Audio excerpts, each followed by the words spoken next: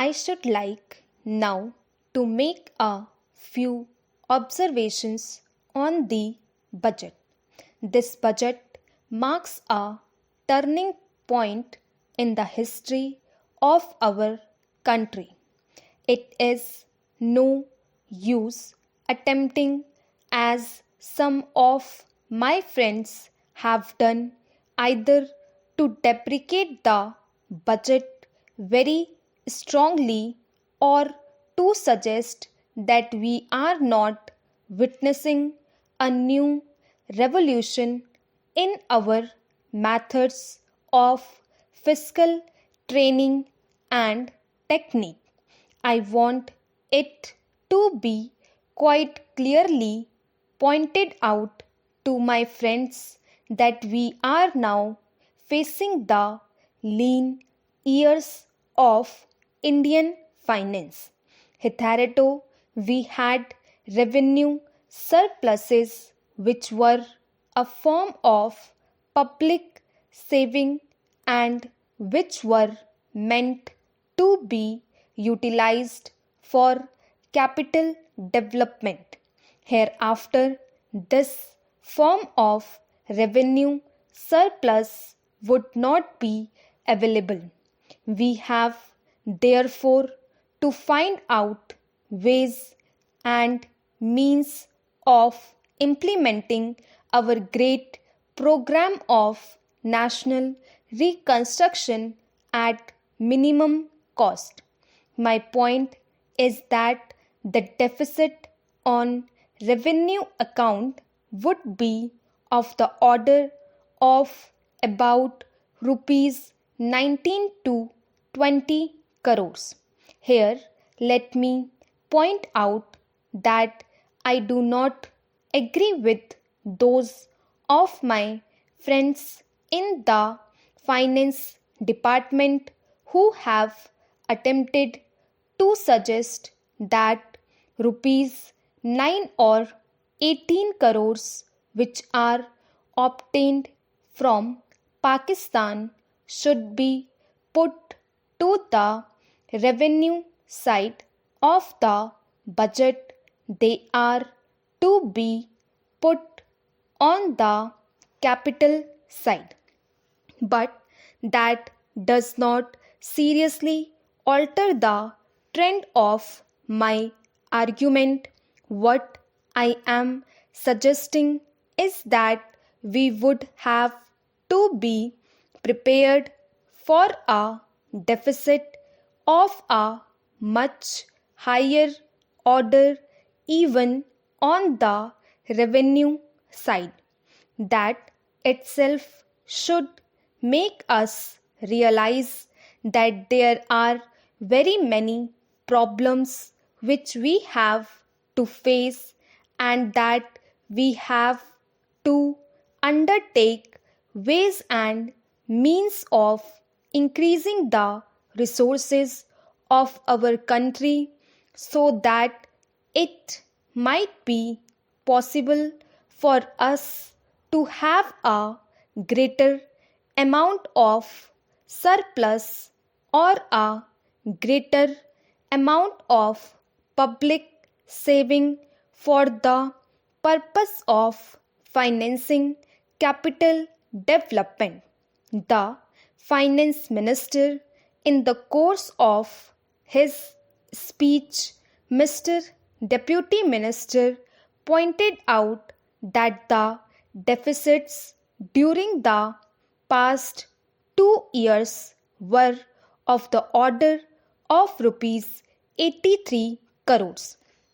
I venture humbly to disagree with him because I feel that when we are talking of deficits, we must take into account the overall deficit incurred by the central government, and that would be of the order of rupees 200 crores.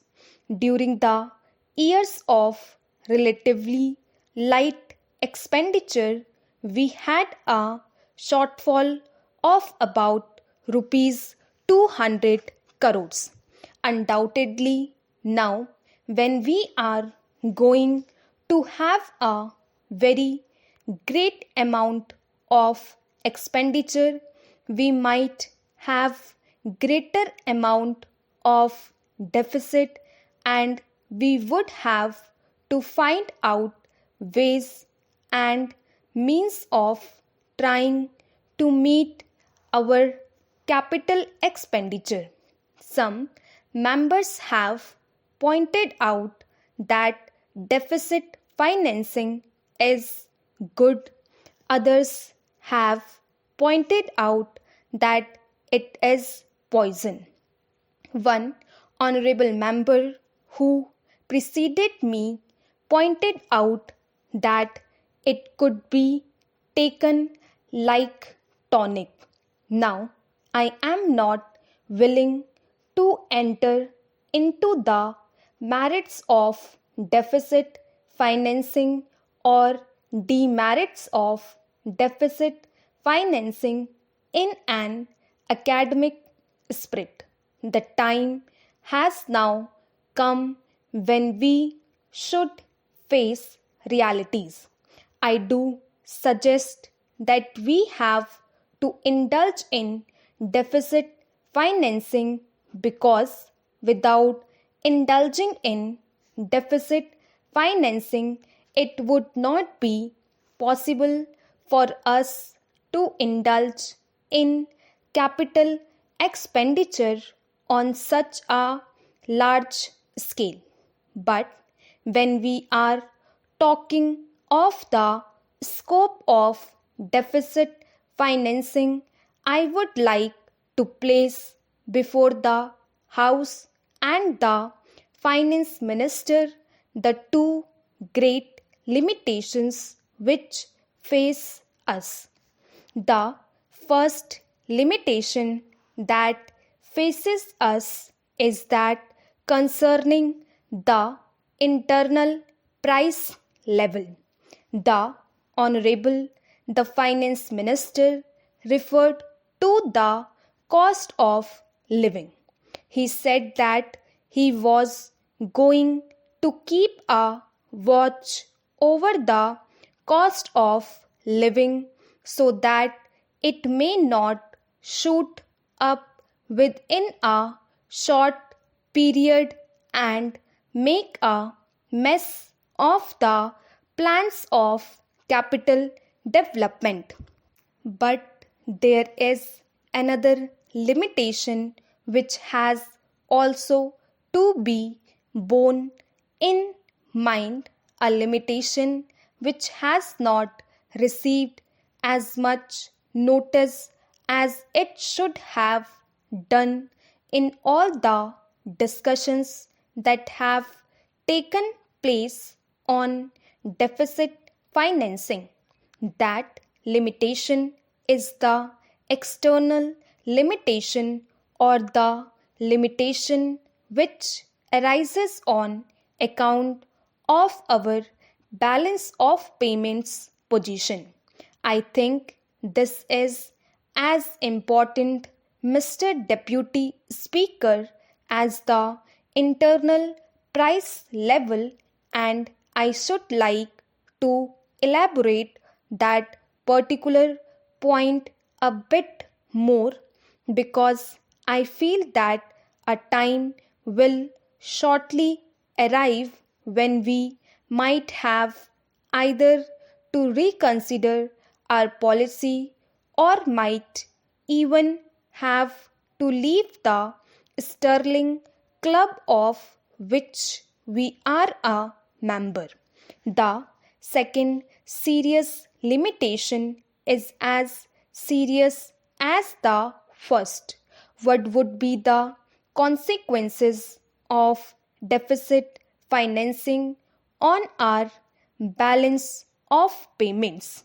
The Finance Minister, in his budget speech, points out that so far as the balance of payments position is concerned, they have now, whether it is by accident or design a favorable balance, and they have contributed about rupees 63 crores to the dollar pool during the past 6 months. But the moment we indulge in deficit financing, we have to be prepared for worsening of our balance of payments.